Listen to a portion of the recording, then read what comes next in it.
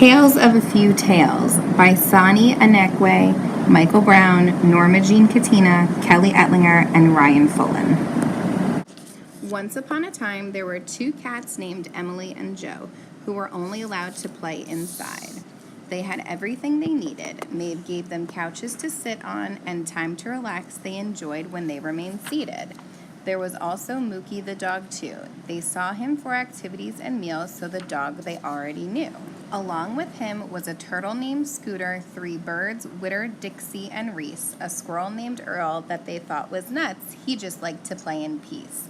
Then there was Peppermint, who looked just like Emily and Joe, but there was a lot about her they really didn't know. They wonder why she stayed outside and was able to jump real high.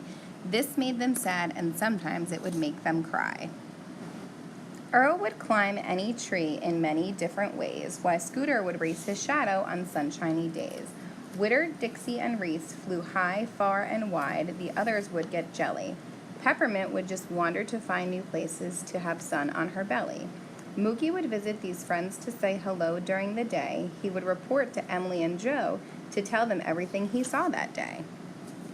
All three would sit together and snack on treats while Mookie told them of adventures of his friends and the next time they would meet.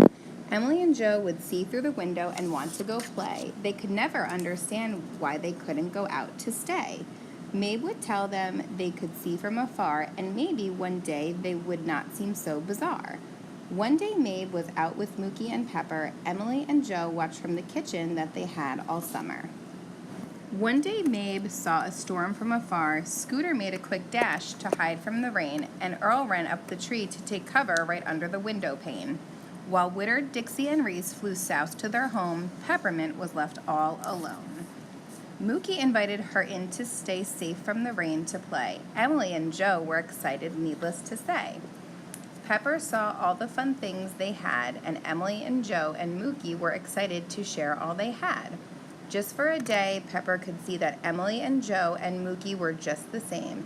They loved to do all things like chase their toys, eat their snacks, and play different games. Once the storm had passed, Peppermint went back out at last. To find the birds, the turtle, and squirrel alike, she told them about all the things they did and how they were just right. As Peppermint told them about her day, the other animals also wanted to go play. So all the animals came together that day to see Emily and Joe and their owner, Maeve.